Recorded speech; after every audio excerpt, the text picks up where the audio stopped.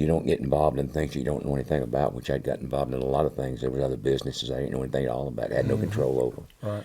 There was a plethora of businesses that were concert promotion companies and all these things that I knew absolutely nothing about that I got involved in that I had no business being involved in. So I learned. I stayed with. I danced with the one that brung me. Yes, sir. I know what I'm doing, playing music, and that's what I do. And so, most people may not know this, but your name is actually Charlie Daniel, That's right. not with How an did you know S. it? I know. So, us being a talked Daniel, Yeah. and just listening to you. We answer to either, by the way. understand. We answer do. to Well, you Daniels have to. a lot. People are going to put an S on your name. They That's will. what happened to us. But you had a unique story. Yeah. The first time we met you, and about finally your family accepted the S on the end of the name. Well, and, let and you talked about your me dad's back this tombstone up a and- little bit. Yeah. Let's tell you something I didn't realize until the last good little while. For some odd reason, I pulled out an old copy of my birth certificate from 1936. And, of course, it was made out. It was not computerized or anything. It was written out by hand with a fountain pen. And the bureaucratic foul-up started the first day of my life when somebody put an S on my name. Even when I was born, it was S. I'm the only person in my family with an S on his name. But it's on my birth certificate that way. But when my dad was my dad came from a family of 9 children, and most of them stayed pretty close around home. But he got out in the world, and he changed jobs quite a bit. He changed paymasters quite a bit. I changed schools a lot. Everywhere we go, no matter how many times you tell them, what is your name? My name is Charles Edward Daniel. They always put an S on it. Mm-hmm. They never left the L alone. You probably had the same experience. Same thing. They always put an S on it. So we finally just More than not. my dad's paychecks came that way. My report cards were done that way. We just finally decided, if we can't beat them, let's just join. So we became the Daniels family. So my dad is the only person buried in his family graveyard with an S on his name. My mother said, well, he went by that name, so we will bury him under that name. There you And we go. did. Yeah. That's a great story. And one of your songs, In America, what parallel do you draw between today and 1980 when that song was at the top of the charts? Well, what fomented that song, it was the Iranian hostage crisis. When the Iranians went into our embassy and took our people out and held them hostage back during Jimmy Carter's time. Mm-hmm. And the embarrassing attempt that was made to rescue them, and that we sat there for years and did nothing. And it was right after a time when we had gone through all the Nixon things and the Watergate things and the draft card burning and the Vietnam things, and I had been a patriot all my life. And I saw, it seemed that especially that the generation of that time, that patriotism was ebbing out of society. And I never knew if we'd get it back or not. I was overseas when the Kent State thing happened. And that was one of those things that seemed like that things would never be right again. Mm-hmm. The way it was reported in foreign papers and stuff, and see, it was back before all the cable stuff and everything. It was like, what's happening at home? It's like, will this ever get straightened out again? Has people been killed? And it was, I got to the point, I just wondered, is this ever going to happen? And then when the Iranians took our people, and America started waking up. America started getting mad. It was like, we got to go do this. We ought to go bomb them. We ought to go do this and that. And it dawned on me, you never did think that it ever would happen again. That's where the song started. But as far as drawing an analogy between then and now, I think the world is a far more dangerous place now than what it was when that happened. Mm-hmm. I think that, unfortunately, I feel the ebb of patriotism again. I can't believe that we have set back in this country and let things deteriorate to the point that they are. And other thing that I can't believe is I cannot believe how very unaware about 40% of the population in this country are of what is happening in this country. Mm-hmm. And that will not be aware of it until something drastic and catastrophic happens. As I would compare it with what happened in some of the foreign, I hate to say Germany because everybody's going to say you're calling everybody Hitler. I'm not doing that. I'm only creating a situation that when there's great chaos and somebody steps in, as Hitler did. Mm-hmm. I mean, we all know what a SOB was, but that people start saying, oh, he can solve it. or the people in Russia, the communists, where they had a terrible thing. They had the king was picking on everybody and everything, and these people come in. We can take care of this. Well, the same thing can happen here. Maybe not that drastic, but we get in turmoil and everything, and we put our eyes on a politician or a government or something. That ain't gonna help. We are the power of the United States. We, the people, are the power, not those guys that we pay their salary. We could put them on a pedestal sometime, and we think that we work for them. They work for us. They are our employees. We can fire them at will. And that's the problem that has happened in this country, that we have a large amount of the population of this country that is so involved in maintaining their way of life that they completely forget about the other part of the country and how it's affecting their life. Some people are willing to lose some freedoms just to maintain their way of life. I'm not. Right. I don't want to lose my freedoms. I don't want my freedoms taken away from me, but some people are that way, and they're becoming more and more every day. When you put people on Lyndon Johnson did more to ruin this country with the Great Society, and he may have thought he was doing a good thing. I don't know. But I know what he did. He created 4 generations so far of dependency on government, on just subsistence dependency. Not doing well or anything, but just barely getting by.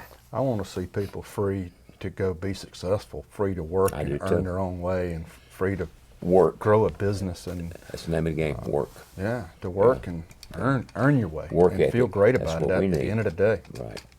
Yeah. That's such a blessing, It is. to go home at the end of the day and know that you're part of something greater than you, and you did your part. And, I totally agree. It's a great privilege. Yeah, it is. I'm afraid some people go through life and don't ever understand. Well, it. unfortunately, it's very true. I mean, the problem is it's accelerating. It's happening more and more. People need responsibility. I wrote something on my Twitter account, I think it was this morning. Apathy and arrogance are America's 2 worst enemies. Stop and think about it. Apathy, don't care. As long as it ain't affecting me, I don't care. Arrogance, as long as it's affecting, same thing. As long as it's not affecting me, I don't care. I know what's good for you and you don't. That kind of thing. Apathy and arrogance. We do those 2 things, we'd be way ahead of the game. Well, this country's we are a people, and we are going to win or lose together. Well, I know you want to talk about Second Amendment. Yes, sir. Yeah, you mentioned talking about our rights and that being a big one. Let's talk about the Second Amendment. And so firearms is a part of America's culture, and your family. Firearms is part of America's rights. Rights, yes. The Second Amendment is misunderstood. Let's look at the time that it was brought about, that it was instituted. Everybody will tell you that we have guns in this country for sports and for protection. Some people will admit that, Basically, what we've got guns for is to protect us from an oppressive government. That's why our forefathers gave us those rights. It's to protect us from a government that would try to take us over. We had just come out of a big long war. Yeah. How many private lived through it. How many private guns were pulled out of the corner of the house or where it was hanging over the fireplace or what, and used in a Revolutionary War? That's how it was won. How many? If they hadn't had them, It was their hunting we'd gun. all be speaking an English accent right now. It was their hunting gun. They took to war with them. That's right, exactly. That's why they gave us that right. It's not this perverted idea of the Second Amendment that people have. We have a right. That is a constitutional right. It's a Second Amendment of our Constitution, which is what we're supposed to live by. These fellows who wrote our forefathers who wrote the Constitution and then the amendments, the Bill of Rights, they had just lived through that. They had just lived through soldiers coming in and searching their house without one of the rights that they described in the Bill of Rights, and forced them to live in their house with them so they couldn't speak their mind, which was the First Amendment. Yeah.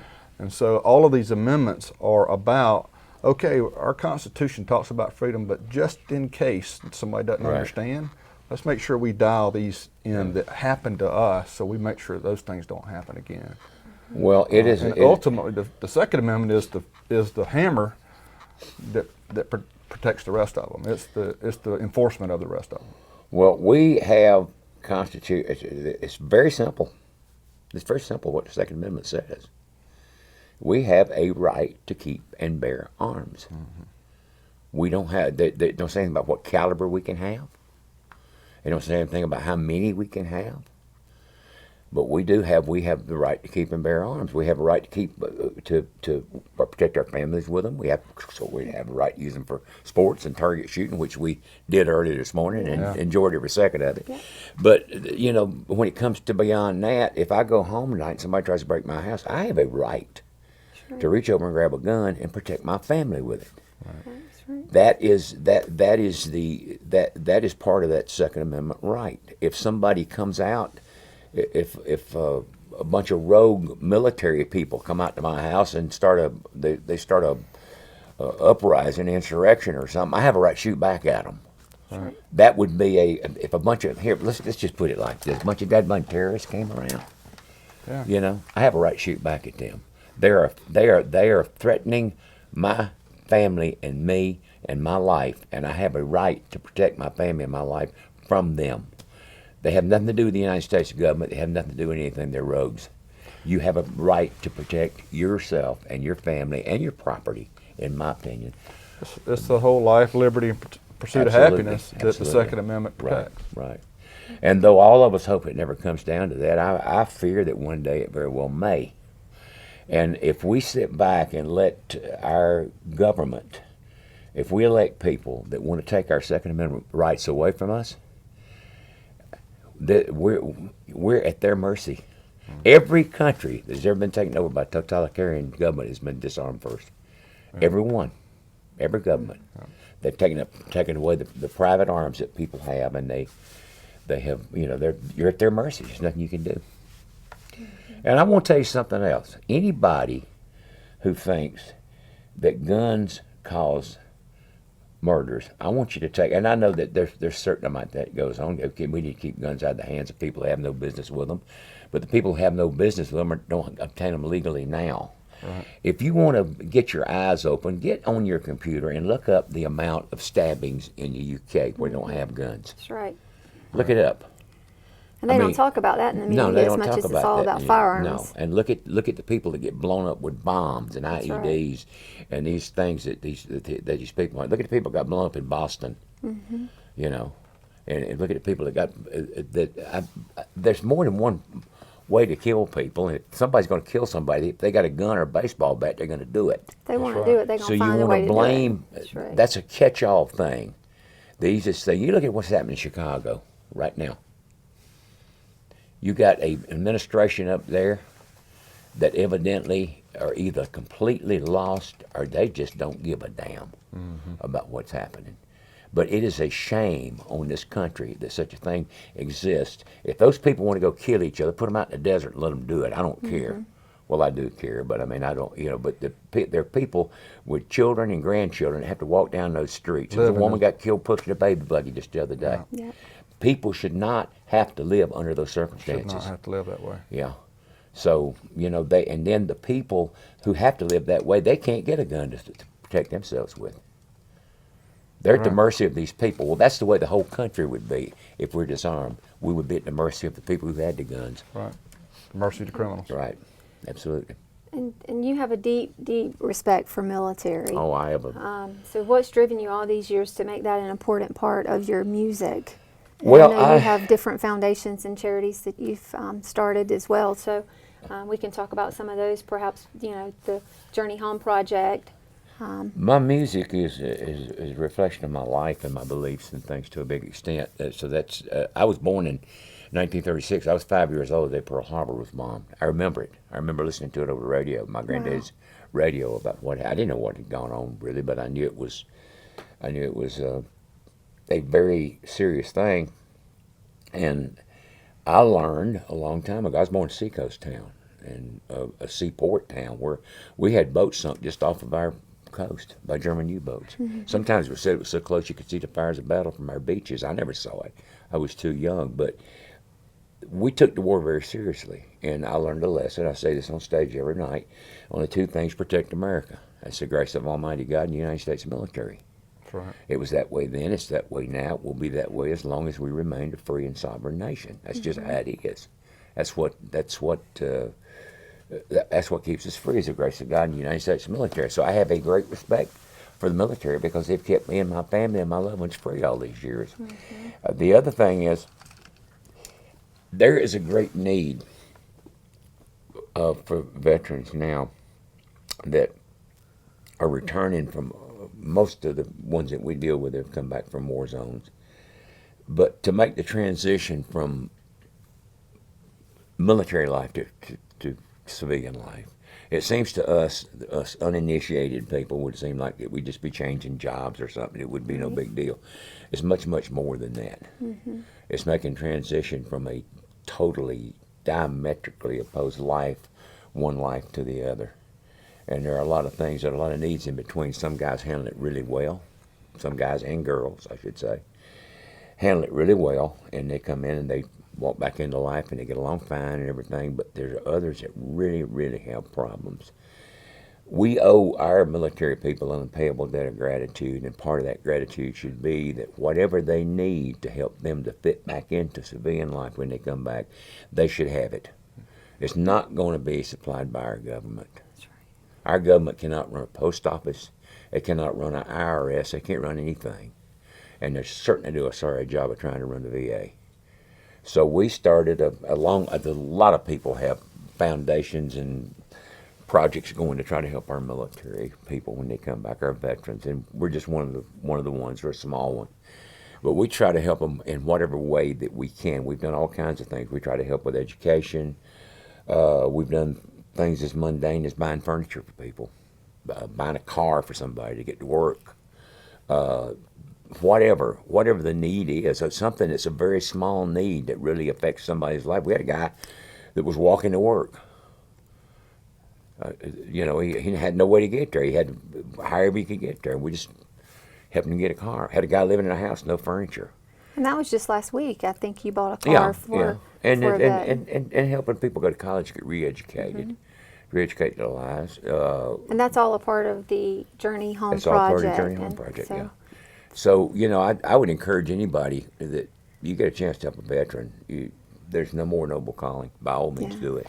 Well, I think take another step back. Everybody that's blessed needs to figure out why they're blessed, and then go try to make a difference. True, I agree with you. I appreciate what you're doing. I think that's a great path for you, and it's a reward. It's a rewarding. That. It's a rewarding sort of way to go. As I said, I've had a lifelong respect for the military. I've been a lifelong patriot. Whatever we can do to help our guys and gals get along, we're glad to do it. They're the best we got. They are. Absolutely. They are truly.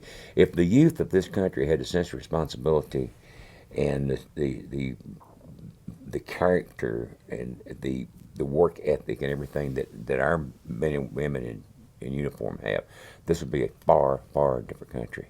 Because they do get up every morning, they do go to work every day, and they do a good job of it.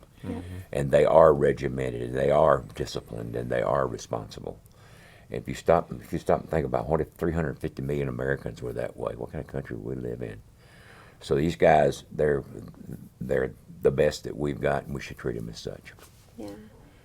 Great. So with Obama leaving office after 8 years, Yay. what do you think his successor's greatest challenge is going to be when they take over? The challenges that Obama are going to leave are endless. Right. I have never seen, I go back to Jim Crow days. I mean, I remember when everything was segregated and everything was, I remember when race relations were just non-existent, basically. Right. And I lived through all that, and I learned about all that. And I remember now, they're worse now when they should be at the very best they have ever been. Race relations are worse now than they were 30, 40 years ago. Why?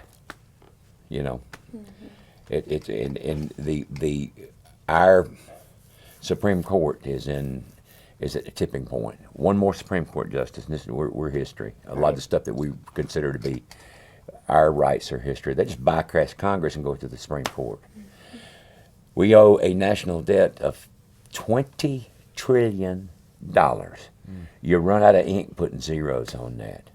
I mean, it's just ridiculous. How are we going to pay it back? And nobody's even thinking about paying it back.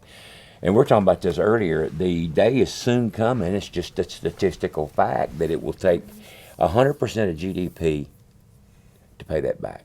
The interest, not to pay the debt back, just the interest on it. So we'd be, just foundering year to year, just paying an interest on that with our GDP and get nothing else done. What do? Raise taxes to the ceiling? Or, that's some stuff they're going to have to deal with. They're going to have to deal with stuff that's going on in inner cities, the crime, the border. The border is there's so much more has come across that border than, I mean, it's not just Mexicans and Guatemalans and people who want to come here and make a decent life. I don't blame anybody for wanting to come to America. I think you should have to do it the right way. But I don't blame them at all for doing that. But we have some people, we have some bad characters crossing that border. Sure. We have some Middle Eastern people crossing that border coming here with very bad intentions. It happens. I've talked to police officer, and I mean, it ain't like we think. That has got to be straightened out. Mm-hmm. There is going to have to be the illegal alien population in this country has got to be dealt with. It's at least got to be documented. If people want a pathway to citizenship, my people came here from somewhere else. I don't blame them. I'm all for everybody having a pathway to citizenship. But everyone that has walked across that line down there, there is somebody else who has waited 6 or 8 years to do it legally. Mm-hmm. So why should you be able to walk across a line and become a citizen when it takes somebody else 6 to 8 years to get it done? It's not right. So, and make everybody go through the same process. You want to put somebody first in line, fine and dandy. You want to leave some people here while they get it done. First of all, get all the gangs out of here. Get all the people that cause violence out of here. Get all the crooks out of here. Get the cartel out of here. First to start with that. And then see what we got left and how we want to deal with it. That's the whole thing to me. As everybody talks about, well, you got to do something to everybody at the same time. No, you don't. You start with the bad guys. Right. You grab the bad guys. You get them out of here. Yeah. And say, if you ever come back again, you'll never see the daylight again because we're going to lock you so far back in the jail, you're not going to get Grand Ole Opry till Thursday night. You don't get Grand Ole Opry at all, really, but you know what I mean? Yeah. And it's like, get those people out of the country because we can't even judge the other people because of these other people. We got people and then you got to get rid of these sanctuary cities. That's the stupidest thing I ever heard of. That's crazy, isn't it? It's insane. Somebody should commit a crime and a criminal by coming into the country and they go and hang out in a sanctuary city and they're okay. They're going against the federal laws of this country. Why don't somebody arrest these people, these mayors of these towns and everything? Right. Because they're harboring criminals. Yeah, that's crazy. So that's something that's going to have to be dealt with. The economy is going to have to be dealt with.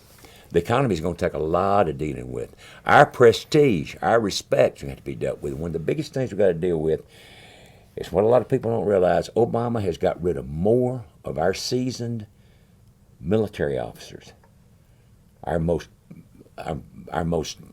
valuable military officers. He's got rid of. Our military is smaller than it's been since the Second World War. And here we are in a more dangerous world. We got Russia is coming back again. China is no end to what kind of power they got. Mm-hmm. We got all kind of people. The Middle East is crazy. We got North Korea. We got all these countries that hate our guts. And here we are with the smallest military we've had since the 1940s. That's stupid. That has to be dealt with. I see the trade deficit every time I'm eating down on River Street in Savannah. Yeah. I see these ships coming in and they're all down in the water. That's something else. When it comes out, they're all up out of the water. Trade deficit's got to be dealt with. It's ridiculous. That deficit is how much that ship's sticking up out of the water on the way back out. Exactly right. And there's one every 15 minutes. It's got to be done. We got a lot of stuff that's got to be dealt with. Most everything's got to be dealt with. Yeah. Things are a mess. What's one bit of wisdom that you could pass along to perhaps a younger generation? What would it be? Choose something that you can spend your life enjoying doing. If you like to build things, be a carpenter. Or guns. Or guns. Yeah, if you like to build guns, great. Go do it. I'm all for it. I can't do that, but I know y'all do a pretty good job, or excellent job, I should say. But pick something that you want to spend your rest of your life doing, and then you can put yourself into it. You look forward to getting up and going to work in the daytime Yeah. rather than, I hear people, boy, I hate to go to work. I don't hate to go to work. I love to go to work. I do too. I can't wait to get to work. I want to walk on stage and entertain people. That's my thing. Yeah. And people say, well, I hate to go to work. I never hate to go to work. I'm always for it. So find something you really like to do.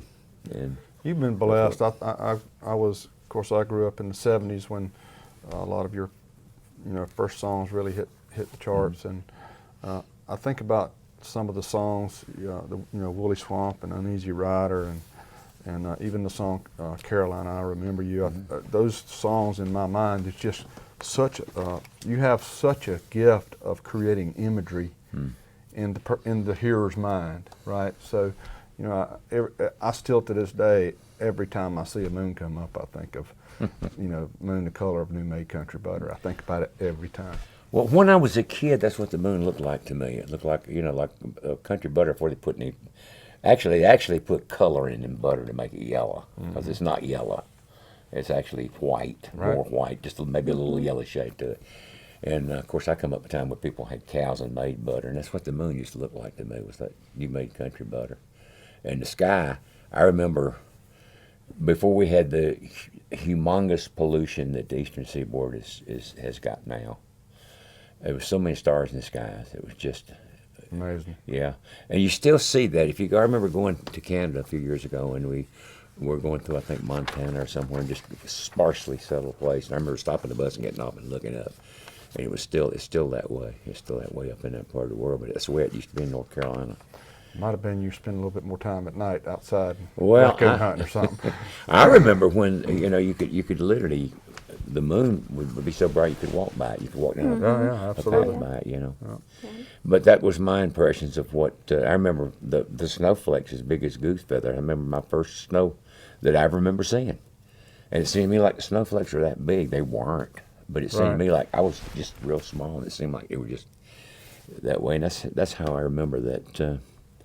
How I remember my youth. I think about that song in particular, and every time you would mention something, it meant something to me, because I think we're 30, almost 27 years apart in age, so you're old enough to be my father. But I grew up in I never saw a steam locomotive, right? And I did churn a butter or two, but only just for the novelty of it. But a lot of those other things that you talk about were things I grew up with, and yet a lot of it, even, we're both from the South. I'm from Georgia. You're from North Carolina, but I think that message, when you start talking about the sky and the color of the moon, I think that relates to everybody, and simple things of life. I agree. Simple times, I think everybody relates to that to some degree. Well, I came from a simple time. We used to never lock our doors. No, we We didn't have any reason to lock them. There's no, nobody's going to do anything. Probably had you got shot anyway. Imagine. We didn't, we didn't lock the doors on our vehicles. No, right? we didn't either. Nobody ever locked the doors on the vehicle. No, I'm I much know younger. times are different, but I carried a rifle in my truck to high school. Didn't I lock the carried- doors in the parking lot. Every boy in school used to carry a pocket knife. Oh yeah. You had to have a pocket knife. You had to feed sacks and skin squirrels and all kind of stuff with it. And everybody carried one. I remember we went through when that changed in my school. We were like, okay, no more knives, and so they'd line us up and check for knives, and they'd take all the knives. And at the end of the day, I'd go to the headmaster's office and say, "Can I have my knife back?" Yeah. And he's like, "Which one is it?" Well, that never happened to me. I carried a knife. Everybody had a knife. Everybody had a pocket knife. Nobody ever used it for anything other than just the jobs you did with it. Nobody pulled one on anybody or anything. It was something you needed to. Yeah, and the times have changed because I'm a little bit younger than you She guys. keeps saying that over and over again. Well, darling, it's obvious. You don't have to say it. Or at least I like to think I'm a little bit You older. are, How about believe that? me. You're how about a whole lot younger. But I remember the the boys in high school driving their pickup trucks and having their gun rack in the back, having a gun rack in the back, and shotgun or whatever in the back, and left the windows down. And what happened to those days? Because these days kids are just so much pressure and so much bullying and can't do this, can't do that. It's raising home life. The further away we get from God, the worse off we get. Yeah. It's like raise up a child in the way he should go, and when he's old, he'll not depart from it. We don't do that anymore. A lot of people don't. We don't. There's no discipline. There's no. You can't do that. You know, kids do whatever they want to. Right. And it's like a lot of kids raised by television. Yeah, it's certainly a different world. And, you know, if you ever stop and look at television, I don't think too much about it because but I got an 8-year-old granddaughter, and I look at some stuff. Sometimes I'll be sitting to something comes to me and I say, "This is the kids are exposed to this, Right. this sort of thing, this kind of language, this kind of visual stuff. The young kids, there's no illusions left for them, Right. and it's like they just don't." A child is very fortunate and very blessed to have a disciplinarian family. Yeah. I was raised with a disciplinarian family. My mama could use a switch like a Olympic fencer, man. Oh yeah. And we had to go And pick I our knew- own switch oh, I too. knew. That was That was- an insult to injury. That was bad. That's exactly what that is. But, I remember that. You try to get a little bitty when you come back in. No. You know, Yeah. made things worse. Hopefully you'd be smart enough eventually to pick out the right one that wouldn't hurt as bad. And then the bad thing was I'd be something Mama say, okay. I knew when I knew I'd really messed up. We'll just wait till your daddy gets home. Yeah. Oh no, not that. I you know. use that on our 9-year-old on a daily basis because, I mean, it's important to We'll make just them. we'll just wait till your daddy gets home, and then you had to dread it all day long. And then your dad come in, and see him walk out there, hit the switch against his leg. Charles. Okay. Yeah. Oh, we know what this is about. Yeah. Yeah. So. But I'm glad it My happened. daddy's I name never was got a Charles. lick of miss. I need every lick I ever got. Yeah. It helped me. Absolutely. Talk about we came to see you in Augusta, where we first met a few months ago, and one of the songs that you sang was "How Great Thou Art." That song has had special meaning to me. Is there anything about? Why did you pick that one gospel song to sing during your concert? Is that? Do you sing that one all the time, or are there other songs? I have the last several years. It's one of my. I used to switch them up. It's one of my favorite songs. It's one of my I want that song sung at my funeral. My cousin sang that song at my mom's funeral. Yeah, it's just one of my very favorite. I just think it kind of sums it all up, And it's a song of praise, a song of faith, and I just started doing it on the show. I used to do a whole gospel segment. We used to get a choir everywhere we went. And we'd do a whole gospel Borrowed a local segment. choir? Uh-huh. Yeah, local that's choir. cool. That's great. And we'd do it. That's several years ago. We'd do a whole medley of gospel songs, but I kind of got it down to one now. And I did Amazing Grace for a while. I've done other songs, but I never found one that seemed to be as suitable for everybody, that everybody liked as well as that one. So I've kind of stuck to it the last several years. And besides it being one of my favorite songs, and it seems to be one of everybody's favorite songs. And you talk about faith and pray for our troops, our police, and the peace of Jerusalem. Right. Something you write at the end of your blogs, followed by God Bless America. Yeah. So elaborate a little bit on your faith and your biggest challenge as a Christian. We are told in the Bible to pray for the peace of Jerusalem, which means the peace of Jerusalem is the return of Jesus Christ, when true peace will come to the world. I have, in the last several years, developed a great love for the country of Israel and the Jewish people. I started going over there, so I've been there 3 times now. It's like no other country in the world. It's Old Testament, New Testament, thousands of years of history that are everywhere you look. Every place you look, it's like there's the wall and this and that and the tomb and it's just all of those places, and it just kind of hits you, and then you realize. I used to wonder what what the Bible meant when it called the Jews God's chosen people. God chose the Jews to bring salvation into the world. He introduced salvation through the Jews, the Old Testament, under the Old Covenant, and New Testament under Jesus Christ. It all came from the Jews. And that's God's chosen people. God's chosen people to bring, and the Bible says that salvation comes to the world through the Jews. So we have, it's kind of odd that Jesus Christ was a Jew. He came up, he did all his miracles and all the things that he did in not Jerusalem, but in Israel, and he was not recognized by the people. And if you stop and think about it, when they were questioning Jesus, when they had him arrested, he said they didn't ask him where he was from. One of the Pharisees said, "This man's from Nazareth," and he said, "Check the scriptures. No prophet comes from Nazareth."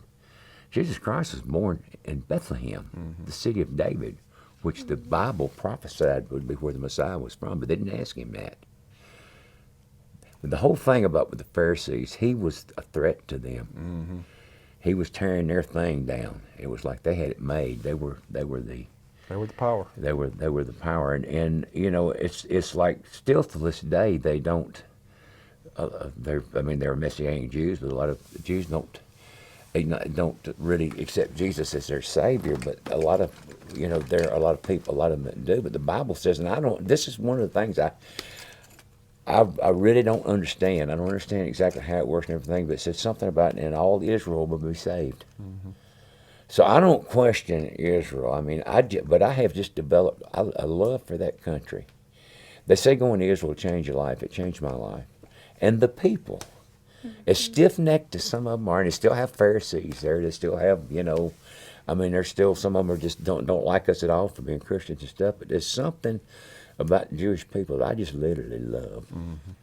And I'm supposed to. So praying for the peace of Jerusalem and praying for our troops, we ought to do that, and certainly our police.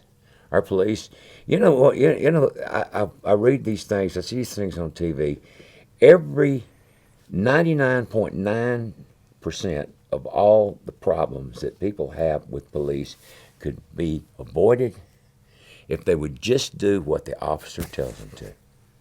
If the officer says, put your hands on the hood, put your hands on the hood. That's right.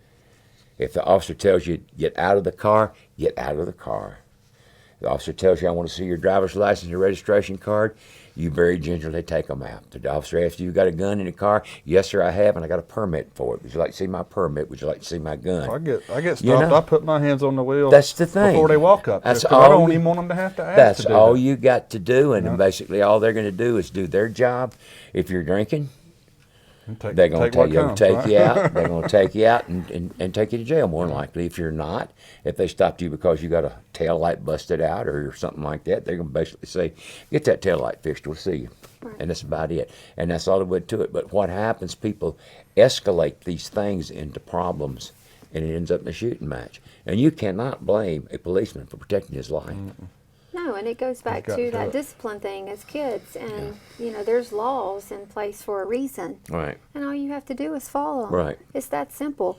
And if you make a decision to get behind the wheel and drink and drive, then you know what? It's not the officer's fault because you're not following the law. He's doing his job.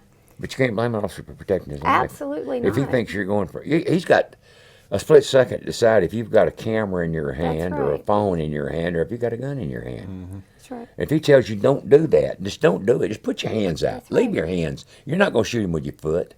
Put your hands out where he can see it.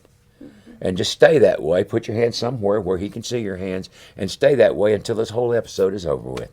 And pretty soon he's going to say, this guy's okay. He's not trying to do anything. Exactly. He's going to go ahead and unless you've done some offense or something, he's going to just let you go. It's his job to do that. That's exactly He's not hassling you. He's trying to protect you, and at the same time, he's trying to protect all these other people out here. It's his job to protect us all. That's right. You want some drunk to come riding down the road and cross over and hit you? It's better to stop 50 people and find out none of them are drunk than it is to let one get through and kill a family. That's the thing about it. That's right. Yeah. And we need respect for our police. We need to, there are very few. There are a few bad police. I know that's a few bad everything. But I deal with more police in a year's time than most people do in a lifetime, because they do concerts. They do the security at concerts, and I see a lot of them. They're just family people. Just like the only difference in them is they got a blue uniform on and they got a right to carry a gun. That's right.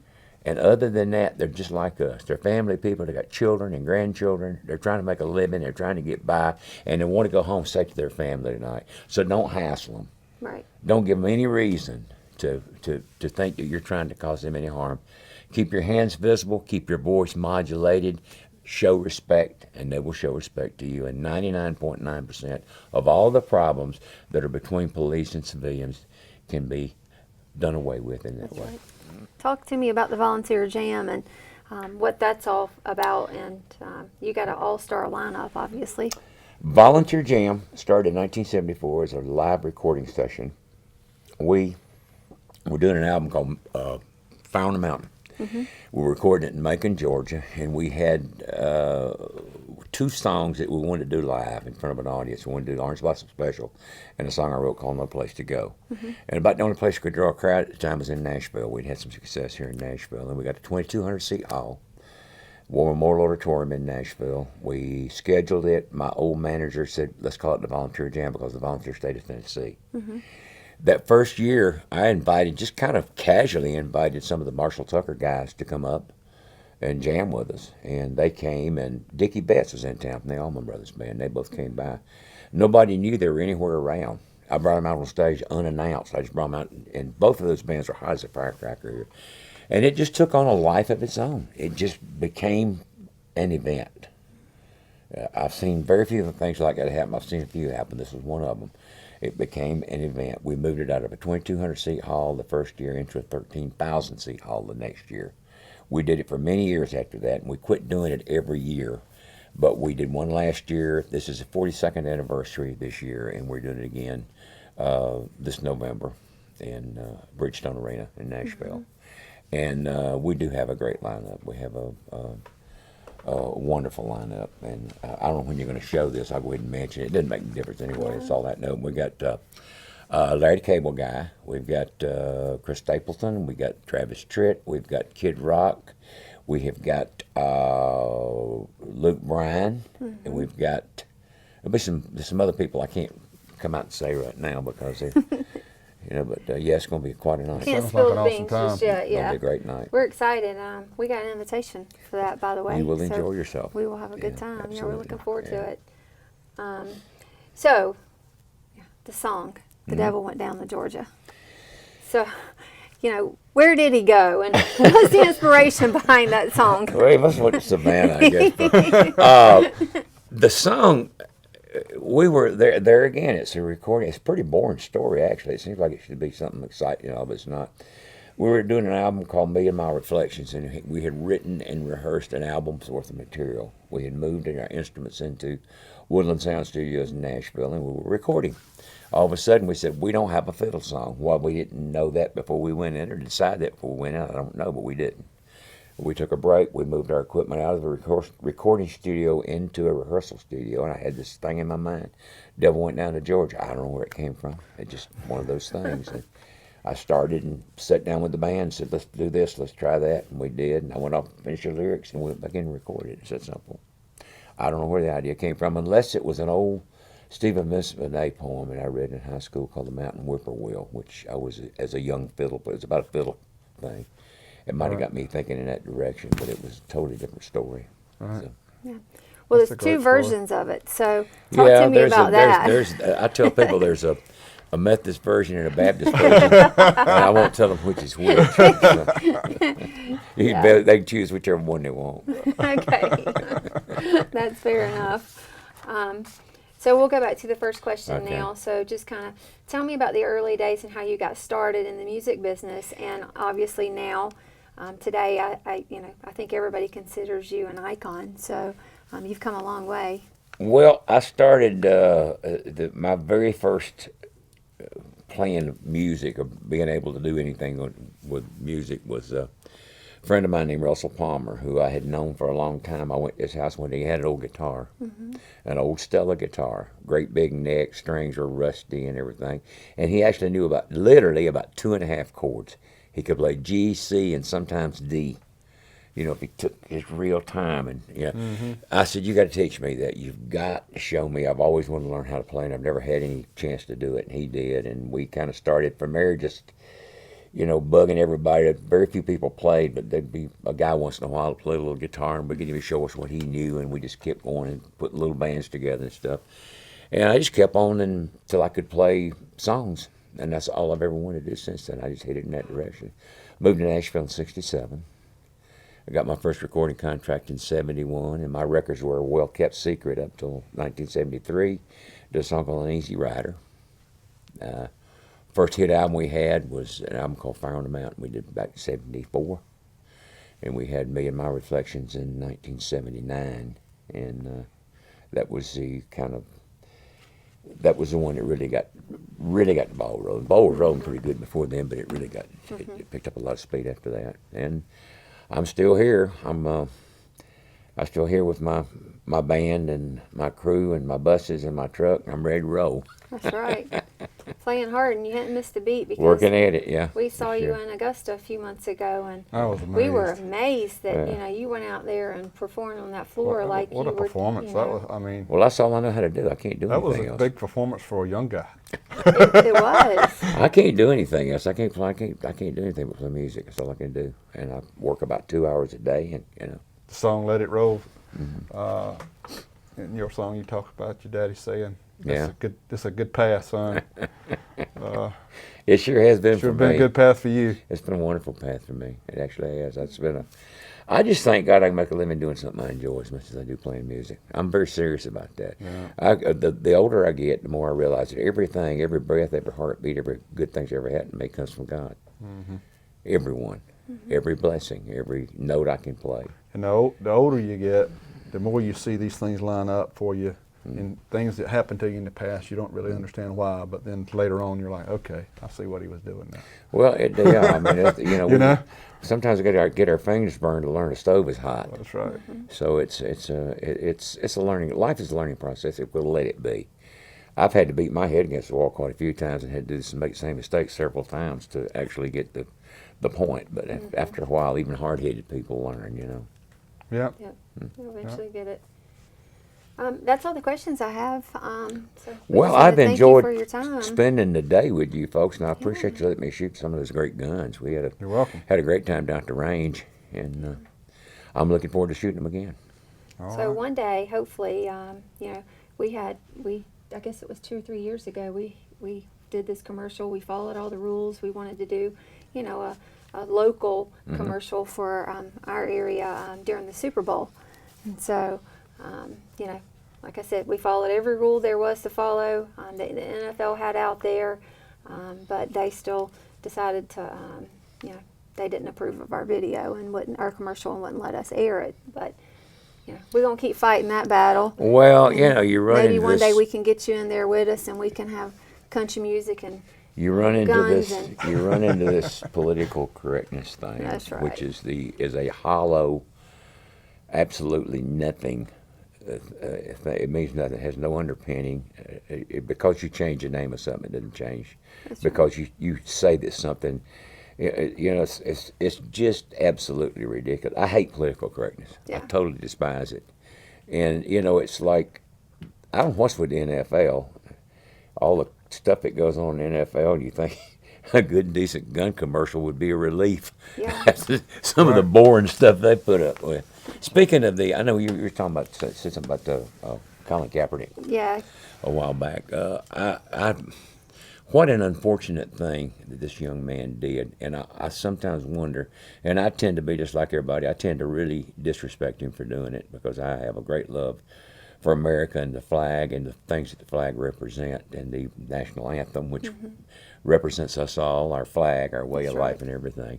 A very unfortunate situation. I don't know why he did it.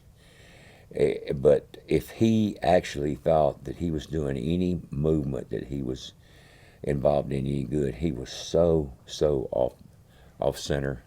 Right. We have people right now. I know our president says we're not at war, but we are at war.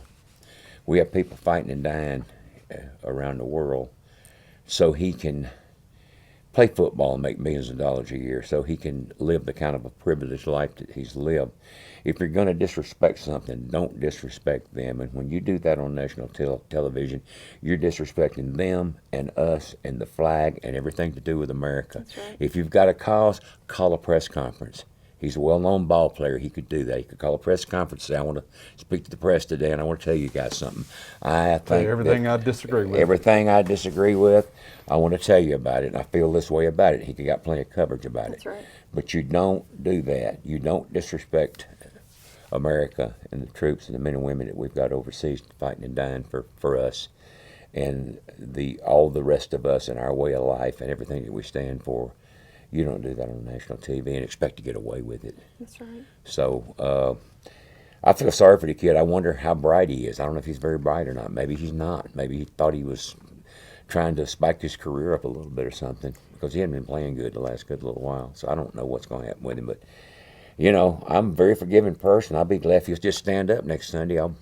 That's right. You know, he'd be fine in my book. But Right. Absolutely. hope he's learned his lesson. Yeah, that's true. I mean, yeah, he's a role model. A lot of these celebrities are role models that kids look up to, and that's that's not something. That's not good. No. So, but thank you for your time. You're very welcome. And, Enjoyed it. And Thank you, inviting sir. us into your Enjoyed home spending the and day with you all guys. that good stuff. Yep. Right. Thank you. We'll look forward to doing it again. Yes, sir.